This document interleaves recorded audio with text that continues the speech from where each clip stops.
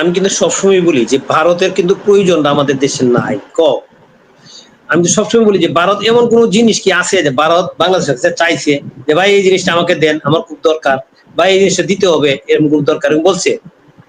সুতরাং যেখানে আমাদের দরকার সে কিন্তু আমাকে কিন্তু আগ বাড়ায় যাওয়া উচিত। এখন ভারত কিন্তু যে কোনো কারণে হোক, তাদের পলিসিগত কারণে হোক, কারণ ভারত, আমি এটা সবসময় বলি, ফরিদ ভাই বলে, আমি অনেক ভিডিওতে বলছি যে ভারতীয় যারা রাজনীতিবিদ তারা দেখেন ওই যারা ভারত চালায় এদের বয়স কত দেখছেন আপনি? 60-এর উপরে, 70-80 এরকম, মানে এক্সপিরিয়েন্স মানুষ। এই যে আমাদের এখানে যে আমাদের কূটনীতিক যে পাঠাইলো, এই ভদ্রলোক মন্ত্রী ছিল, তারা পাঠাইছিল কূটনীতিক করে, শেষ পর্যন্ত দেখলো যে তার বাণিজ্যতার একটু ফেনা হবে, তার এক মন্ত্রী বানায় দিল। এবং দেন কোন কূটনীতিক গিয়ে প্রধানমন্ত্রীর সাথে দেখা করার কোন আছে, সুযোগ আছে দেখছেন কোনোদিন? কিন্তু আমাদের দেশের সমস্যা, ভারতের সমস্যা নিয়ে আলোচনা করে, আমাদের প্রধানমন্ত্রীর সাথে আলোচনা করে এই দিমিত শিবির সাথে ডাইরেক্ট চলে গেল আপনার ইয়াতে, দিল্লিতে চলে গিয়ে প্রধানমন্ত্রীর সাথে ডাইরেক্ট দেখা করছে। তাহলে বুঝেন তাহলে ওনারা কত এক্সপিরিয়েন্স, কত ব্রেনে কি খেলা খেলতে চায়। এখন এই জন্য কিন্তু তারা পাঠাইছে রাষ্ট্রদূত করে, যাতে সে জিনিসটাকে সুন্দর করে আগায় নিয়ে যেতে চায়। ভারত আসলে শুনে, ভারত যেহেতু উদীয়মান অর্থনীতির দেশ, একটা জিনিস চিন্তা করে, যেসব দেশ উদীয়মান অর্থনীতির দেশ থাকবো তারা কিন্তু যুদ্ধের থেকে মহা দূরে থাকতে চায়, অনেক দূরে থাকতে, তারা চাইল দেশের জনগণ উন্নয়ন, দেশের উন্নয়ন। ভারত চায় না যে কোনো একটা মানে ক্যাসকালের মধ্যে পড়ো, ওইখানে যুদ্ধ করো, ওইখানে তাদের অর্থনীতির একটা ক্ষতি হয়, ইমেজের একটা ক্ষতি হয়। কিন্তু পাকিস্তান কিন্তু এই জিনিসটা চিন্তা করে, পাকিস্তান চিন্তা করে যে কারা কিভাবে মাইরে খাইবো, কাদের কিভাবে আক্রমণ করবো। আপনি যারা বলছেন এই যে কূটনীতিক কথাটা বলছেন, এই জন্যই কিন্তু বারবার চেষ্টা করতেছে যে বাংলাদেশের থেকে স্বাভাবিক সুন্দর সম্পর্ক রাখুন। কিন্তু যদি আপনি এই যে বললেন, আপনি এই যে ডিসেম্বরে শেষ হয়ে যাবে আমাদের গঙ্গা চুক্তি বন্ধ শেষ হয়ে যাবে, গঙ্গা চুক্তি যখন শেষ হয়ে যাবে, তখন যখন ভারতে পানি নিয়ে এই ক্যাসটা করে, তাহলে আপনি কি করতে পারবেন? কিছুই করতে পারবেন না। আবার তিস্তা নিয়ে বহুদিন ধরে আছে, যেটা নিয়ে আলোচনা হওয়ার কথা ছিল, আর আপনি বলতেছেন একটু ইয়ে দেই, ভারত পাকিস্তান কিন্তু ওই যে সিন্ধুই তো মনে হয়, সিন্ধু নদের কি পানি নিয়ে পাকিস্তানের সাথে ভারতের ঝামেলা চলছে, পাকিস্তান অলরেডি হুমকি দিয়েছে হামলা করবে। তো আমরাও তো কি বলে গঙ্গার পানির জন্য ভারতে হামলা টামলা করবো, এই ধরনের হুমকি কি আমরাও দেবো নাকি? রফিকে বলুন। আমি এটা বলবো, কারণ আমি নিজে যদি এটা নিয়ে বেশি আলোচনা করি, গতকালকে আমি নিজের ভিডিওতে এটাকে ভিডিও করছি যে ভারতের ওই যেন সিন্ধু নিয়ে। এখন এই যে আপনার তিস্তাতে মহাপরিকল্পনা করবেন, আপনি এখানে পানি আটকায় রাখবেন, কি না করবেন, এই করবেন, কি না কিছু করবেন, আপনার চীনের সাথে ইয়ে করবেন, এগুলি তো অনেক আলোচনা আমরা করছি। চীনে এখানে অত সহজে বিরূপ করবে না, এরা সম্ভবত যাচাই করবে, যাচাই করে আপনার পানির ব্যবস্থা যদি না করতে পারেন, তাহলে তিস্তা মহাপরিকল্পনা করলে তো কোনো লাভ হবে না। সুতরাং এনে আপনি ইনভেস্ট করবেন চীন। তার মানে প্রতিটা ক্ষেত্রে বা চীন যদি আমাদের তিস্তাতে যদি আপনি ইনভেস্ট করতে চাও মহাপরিকল্পনা, এরপরও ভারতের সাথে কি ধরনের আমাদের একটা সম্পর্ক ডেভেলপ হলো কিনা ওইটা কিন্তু চীন জানতে চাবে। কারণ ওখানে ইয়া করে আপনার এত টাকা ইনভেস্ট করে তো চীন এই টাকা নষ্ট করতে চাবে না। এখন আমি যেটা বলতে চাচ্ছিলাম, এই যে পানি চুক্তির যে ব্যাপারটা আছে, এটা তো আমাদের জন্য খুব জটিল জিনিস। আপনার এই যে দেন পাকিস্তান কি করতেছে, আজকে বেশ কিছুদিন ধরে হুমকি দিতেছে ডাইরেক্ট। গত পরশুদিন আমি একটা ভিডিও করছি না, গতকালকে, যে পাকিস্তানের 13 তারিখ মানে 13ই আপনার আগস্টে পাকিস্তানের সেনাবাহিনীর উপস্থিতি, প্রধানমন্ত্রী না রাষ্ট্রপতির উপস্থিতিতে শাহবাজ শরীফ কি বললো, যে তাদের একটা 1 ফোঁটা পানি হলো রেড লাইন, 1 ফোঁটা পানি, মানে ওই সিন্ধু চুক্তির পানি নিয়ে তাদের সাথে অলরেডি কিন্তু বড় ধরনের মতভেদ তৈরি হয়েছে। এবং সিন্ধু চুক্তির পানি নিয়ে কিন্তু অলরেডি আন্তর্জাতিক আদালতও গেছে পাকিস্তান, যেটা ভারত যায় নাই, সুতরাং এটা সমাধান করতে পারবে না। এখন হয়তো এরা হুমকি দিচ্ছে, আপনি শুনেন, হুমকি তো পাকিস্তান সারা জীবনই দিচ্ছে, পাকিস্তানের কাজে হলো হুমকি দেওয়া। তার নিজের দেশের জনগণের উপরে আপনি আক্রমণ করে, তার নিজের দেশের জনগণের সারা জীবন যুদ্ধ করতেছে। আপনার বেলুচিস্তান বলেন, আপনার খাইবার পাখতুন বলেন, এখন নতুন করে আজাদ কাশ্মীর শুরু হয়েছে, ওদের বিরুদ্ধে এরা যুদ্ধ করতেছে, আফগানের সাথে যুদ্ধ করতেছে।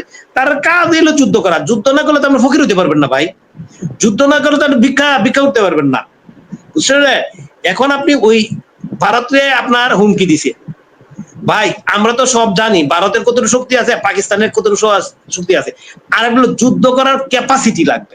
আমেরিকার কিন্তু সারা বিশ্বের নাম্বার 1 আপনার ইয়া শক্তি, সামরিক শক্তি। এখন আমরা বাংলাদেশি মিডিয়া থেকে আসে শুনি, যেটা আমি জানি না সঠিক, কারণ এটা তথ্য তাদের কাছে, তারাই এই ইরানের সাথে এতদিন যুদ্ধ করতে করতে ওরা মোটামুটি ক্লান্ত হয়ে গেছে, তাদের অস্ত্রের ভান্ডার নাকি খালি হয়ে গেছে। চিন্তা করেন জিনিসটা। কারণ পাকিস্তানের কি মুরুদটা আছে ভারতের সাথে যুদ্ধ করার মতন বলেন আপনি? চীনের যাদের মুরুদ আছে যুদ্ধ করার লাগিয়া, তারাই তো ভারতের সাথে যুদ্ধ করে না।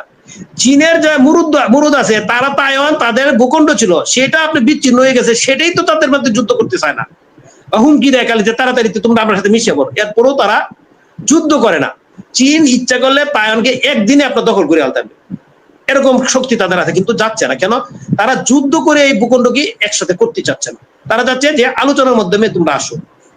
এখন কথা শুনেন, এই যে গরুর মাংস খেলে আসলে অনেক কিছুই ঘটে। আসলে আমি যেটা বলি, যেমন আমার গরুর মাংস খেলে ডায়াবেটিস পাই হয়ে যায় অনেক বেশি। এদিন খাইছিলাম 10-এর মধ্যে ডায়াবেটিস হয়ে গেছে আপনার হলো 17, 19। গরুর মাংস খেলে নাকি আপনার ব্লাড প্রেশার বেড়ে যায়, হাই প্রেশার হয়ে যায়। কিন্তু আমরা বাঙালি আর পাকিস্তানের হলো গরুর মাংস আর এই খায়া হলো আমাদের অভ্যস্ত। এটি খায় আমার কাছে আবল তাবল বকতে আমাদের ভালো লাগে। আমাদের দেশে যারা এই যে ভারত বিরোধী পক্ষটা আছে, এরা কি করে সারাদিন ভারতের উপরে মানে যুদ্ধ চাপা দিতে চায়, যুদ্ধ করে লাগিয়ে দিতে চায়, কিন্তু আসলে কি ক্ষমতা আছে? পাকিস্তানে হেরা ভাবছে পাকিস্তানে আমাদের পক্ষে যুদ্ধ করবে, আর পাকিস্তান তো নিজের দেশে ঠিক রাখতে পারতেছে না, তারা আর কি যুদ্ধ করবে বলেন? তারা কি যুদ্ধটা করবে? আপনি আমাকে কি সহযোগিতা করবেন? এখন যেটা আমাদের যেটা দরকার ছিল, যেটা কি আমাদের একটা বুদ্ধিদীপ্ত কূটনীতিক টিম আমাদের দরকার ছিল, যে কূটনীতিক টিম দিয়ে আপনার ভারতের সাথে আমাদের যে সমস্যা যেগুলো আছে সেগুলি সমাধানের জন্য একটা আলোচনা করা। যেন আপনার ত্রিবেদী সাহেব যেভাবে আপনার আমাদের পররাষ্ট্রমন্ত্রী বলেন, আমাদের স্বরাষ্ট্রমন্ত্রী বলেন, পররাষ্ট্র উপদেষ্টা বলেন, শেষ পর্যন্ত প্রধানমন্ত্রীর সাথে যে ধরনের আপনার করছে, আপনার কূটনীতিক প্রচেষ্টা চালাইছে, আমারও তো মনে হয় যে আমাদেরও এরকম বুদ্ধিদত্ত কিছু লোক দরকার ছিল, যে আমার প্রধানমন্ত্রীকে আপনাকে যেভাবে বুঝায় ভারতকে কাছে পাঠানো, ভারতে যেহেতু আমন্ত্রণ এসে মেহমান এসে ওনাকে যাওয়া উচিত, কি ওইখানে প্রধানমন্ত্রীর সাথে আলোচনা করা উচিত। ত্রিবেদী সাহেব তো বলছে যে আমাদের দুই প্রধানমন্ত্রী একসাথে বসলে সকল সমস্যার সমাধান হয়ে যায়। এখন যেটা বাংলাদেশের তরফে যে সিদ্ধান্তের কথা বলা হচ্ছে, এটাই যদি ফাইনাল হয়, তাহলে তো আর আমরা কাউকে উপদেশ দিতে পারি না। এখন ভারত বলছে যেটা হচ্ছে দুটা শর্ত, একটা হলো শেখ হাসিনার প্রত্যর্পণ, শেখ হাসিনাকে, আর একটা হলো ওসমান হাদির যে খুনি ভারতে গ্রেপ্তার আছে তাকে প্রত্যার্পণ। দুটো শর্তের কথা বলা হয়েছে, আমি bdnews24.com এ দেখেছি, বাংলাদেশের পররাষ্ট্র মন্ত্রণালয়ের মুখপাত্র বলেছে। এখন ভারত বলছে শেখ হাসিনার বিষয়ে সিদ্ধান্ত নিবে ভারতের আদালত, মানে বাংলাদেশ সরকার যেভাবে চায় তা হবে না। প্রশ্ন হলো, ভারত কি নতুন চাল দিল? সামনে কি? টপিক ভাই সংক্ষেপে আপনি কথা বুঝেন, আপনি শেখ হাসিনা ভারত কিভাবে হাইটে গেছে না পলায় গেছে বলেন? আমাদের বিমান বাহিনী, আমাদের সেনাবাহিনীর 24 দল ওনাকে বিমান দিয়ে ভারতে পৌঁছায় দিয়ে আসছে। ভারতীয় অবশ্যই তখন ভারতের সাথে যোগাযোগ করার পরেই তো ভারতে বিমান গেছে, না বিমান যেতে পারতো না, তাই না? তাহলে আমাদের সেনাবাহিনীর যে আপনার প্রধান ছিল উনি তো এখানে আছে, তাই না? বিমান বাহিনী প্রধান মনে হয় চেঞ্জ হয়েছে, অন্যান্য বাহিনীর এটা আছে। তাদের কাছে জিজ্ঞাসা করুন যে কি শর্তে ওখানে পৌঁছায় দিয়ে আসছে। এটা আপনি তো ওইখানে তো আপনি কি শর্তে ফিরে আনবেন, তাহলে আপনার ওই জিনিসটা আলোচনা হোক আগে। একটা নিশ্চয়ই একটা শর্তে তো ওখানে পাঠানো হয়েছে নাকি? না হলে উনি তো আর বিমান তো চালায় যায় না। শেখ হাসিনা বিমান চালায় কি ভারতে গিয়ে নামছে গিয়া? বা শেখ হাসিনার যে বিমান গেছিল ওই বিমান কি ভারতে গিয়ে আটকে গেছে? যেরকম আপনার সিরিয়ার প্রেসিডেন্ট তাদের ফুল ফ্যামিলি নিয়ে রাশিয়া চলে গেছে, বিমান নিয়ে ব্যক্তিগত বিমানে চলে। এই বিমান কিন্তু আর আসে নাই, সিরিয়াতে ফিরে আসে নাই। আর আমাদের বিমান তো সাবেক প্রধানমন্ত্রী ওনাকে ভারতে রেখে তাদের কি বিমান গাড়িতে নামছে, নামে রেখে ওনাকে দিয়ে আমাদের বিমান বাহিনী ফেরত আসছে। তাহলে এটা তো একটা আলোচনার ব্যাপার। আপনি যদি কাছাকাছি না যান, দূর থেকে যদি আপনি শর্ত দেন, এই শর্ত সেই শর্ত, তাহলে তো এইগুলির কোনো মানে ফলপ্রসূ আপনার হবে না, সলিউশন হবে না। আপনি যদি এখান থেকে বলেন উসমান হাদির ব্যাপারটা যেটা বলছেন, উসমান হাদির খুনি আপনার অ্যারেস্ট হয়েছে, ধরেন আপনি বলছেন অ্যারেস্ট হয়েছে বাংলাদেশ থেকে, বলছে আপনাকে দেখে আসছে আমাদের লোকরা কি গেছিল? আপনি কি এখান থেকে কোনো প্রতিনিধি গেছিল যে উসমানদের লোক এখানে অ্যারেস্ট হয়েছে? ওনারা তো বলে যে না আমরা উচ্চনাদের লোক অ্যারেস্ট হয় নাই। আরেকটা জিনিস হলো কি, কোন লোক যদি আপনার অবৈধভাবে অন্য দেশে গিয়া আপনার ঢুকে, এই ঢুকার পরে সে যদি পুলিশ ওদের দেশের আপনার ইয়াতে যদি পুলিশের কাছে ধরা পড়ে, ওদের কিন্তু আইন আছে যে অবৈধ আপনার সীমান্ত আপনার পার হওয়ার কারণে সে অ্যারেস্ট হয়, আদালতে সুপর্দ হয় এবং আদালতে তার নামে অলরেডি মামলা হয়ে গেছে। ওই মামলার রায় পর্যন্ত অপেক্ষা করতে হবে। আপনি যদি বললেই শুধু তো হয় না, তাই বললে হয় কখন, আপনি যদি গিয়ে আলোচনা করেন, আলোচনা করার পরে একটা সলিউশন বের করতে হবে। এই সলিউশন অনুযায়ী তখন আপনার পর্যায়িত কাজ করবে।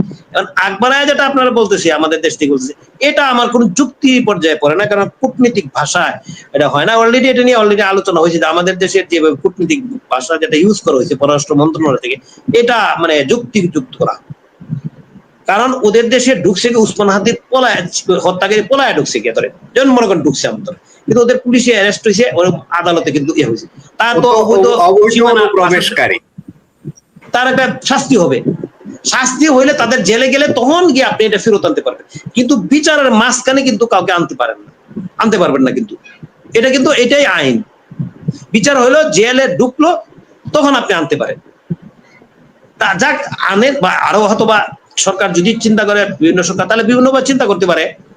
এটা তো আলোচনার ব্যাপার, আইনের ব্যাপার আছে। বিষয়টা তো এখন প্রাইম মিনিস্টার ভারতে না গেলে তো এই আলোচনার টেবিলটা খুলবে কে, কার সাথে কে? আর এটা তো উচ্চ পর্যায়ের ব্যাপার, এটা তো খুব ছোটখাটো ব্যাপার না যে সাবেক প্রধানমন্ত্রীকে আমি বাংলাদেশ থেকে বললাম তুমি ফিরিয়ে দাও, কি বলে প্রত্যার্পণ করো, না হইলে আমি গিয়ে নিয়ে আসবো, বা আমি তোমার দেশে হামলা করব, তাকে 24 ঘন্টার ভিতরে দিতে হবে। আমি এখানে বসে এইসব স্লোগান দিলে কি হবে? এটা তো আলোচনার ব্যাপার। সেটাই তো বলছি, এটাই তো বলতেছি যে যদি নাই যা আলোচনায় যদি না করে তাহলে এটা সমাধান। তাহলে কি আপনার কি মনে হয় যে আমাদের কূটনীতি কিছু ঘাটতি রয়েছে? মানে আমাদের যেমন চায়নাতে আমরা গেলাম, আমাদের চায়না ইনভেস্ট করবে, ফাইনালে দেখলাম ইনভেস্ট করা তো দূরে থাকুক, আরো বিপদ হয়ে গেল অনেকটা। এখন মার্কিন যুক্তরাষ্ট্রের সাথে আবার আমরা বাণিজ্য চুক্তি করলাম, এখন আমাদের গ্যাস সংকট। পিটার হাস আমাদের সচিবালয়ে এসে বসে থাকে এলএনজি বিক্রির জন্য, আমরা তার কাছ থেকে ডাবল দামে এলএনজি কিনি, তাও কাভারেজ হয় না। আমাদের সরকার বলছে 2 বছরেও সমাধান হবে না তেল গ্যাসের সমস্যা, বিদ্যুতের সমস্যা। যাই হোক রফিক ভাই, আমরা আজকের আলোচনাটা আর দীর্ঘায়িত করবো না। অনেক দর্শক যারা এতক্ষণ আমাদের শুনছিলেন, লাইক কমেন্ট শেয়ার করেছেন এবং সাবস্ক্রাইব করেছেন, আপনাদের প্রতি অনেক প্রীতি ও ভালোবাসা। রফিক ভাই, ফরিদ ভাই যুক্ত হয়ে সময় দিয়েছেন, আপনাদের প্রতি অনেক কৃতজ্ঞতা। দর্শক আজ এখানেই শেষ করব, দেখা হবে পরবর্তী লাইভে। সে পর্যন্ত সবাই ভালো থাকুন, সুস্থ থাকুন এবং নিরাপদে থাকুন।